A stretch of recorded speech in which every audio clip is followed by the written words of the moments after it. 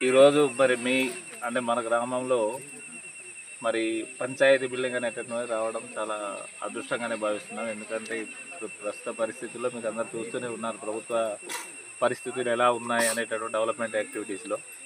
మరి ఈరోజు మీ గ్రామానికి ఏంటంటే ఆర్జీఎస్ నిధుల నుంచి ఒక 20 లక్షలు, అలాగేంటంటే ఎన్ఆర్జీఎస్ నుంచి అదొక 10 లక్షలు, మొత్తం 32 లక్షల రూపాయలతో బిల్డింగ్ అనేటటువంటి కన్స్ట్రక్షన్ చేయడం అనేటువంటి జరుగుతూ ఉంది. మరి ఇది రేపు పంచాయతీ కార్యకలాపాలంతా కూడా ఇక్కడ నుంచే చేసుకునేటటువంటి పరిస్థితులు.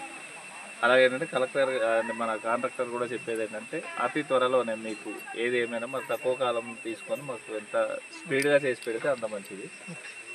సో ఇదేంటంటే మరి మన గ్రామంలో మనకు సౌలభ్యంగా ఉండడం కోసం మళ్ళీ మీరు ఏంటంటే అక్కడికి పక్క ఊరికి వెళ్ళి చేసుకోవడం ఇదనే కాకుండా మన గ్రామంలో మనకు ఈ బిల్డింగ్ రావడం ఉంటుంది మనం అదృష్టంగా భావించాల్సినటువంటి అవసరం ఉంది.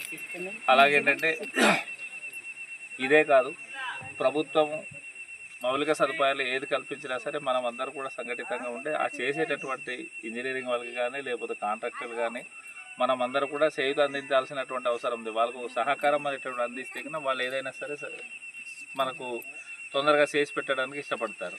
ఇప్పుడు అలాగంటే మన గ్రామాల్లో ఉండేటటువంటి ఉద్యోగస్తులు కానీ ఎవరున్నా సరే వాళ్ళకి మనం ఎప్పుడు కూడా చేదోడు వాదోడుగా అంటే అందరితో కూడా కలుపుగోరుగా ఉంటే కానీ వాళ్ళందరూ కూడా వచ్చి సరదాగా చేయడం అనేటటువంటి జరుగుతుంది. కానీ వచ్చినటువంటి అధికారులకు నిలదీయడము ఇలాంటివి చేస్తే వాళ్ళు ఎందుకు చేస్తారు మనకు, అవునా కదా?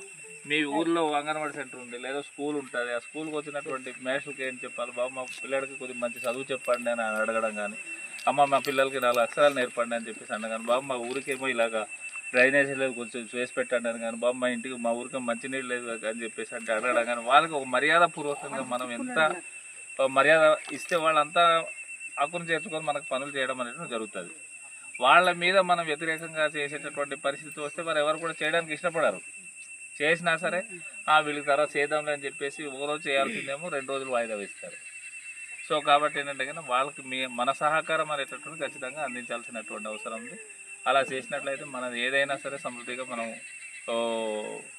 చేసుకోవడానికి అయితే ఆస్కారాలు అయితే ఉంటుందని చెప్పేసి సందర్భంగా మీకు తెలియజేస్తున్నాం. కాబట్టి మరి ఈ బిల్డింగ్ కూడా అతి తొందరలోనే కంప్లీట్ చేసి ఈ ప్రజలకు అందుబాటులోకి తేవాలని చెప్పేసి కాంట్రాక్టర్ గారికి అలాగే జేఈ గారికి కూడా తెలియజేస్తున్నాను. అలాగే గ్రామస్తులందరూ కూడా అలాగే మా పార్టీ నుంచి వచ్చినటువంటి నాయకులు కూడా గ్రామస్తులకు అందరూ కూడా మీ అందరూ కూడా పేరు పేరు ధన్యవాదాలు తెలియజేస్తూ సెలవు.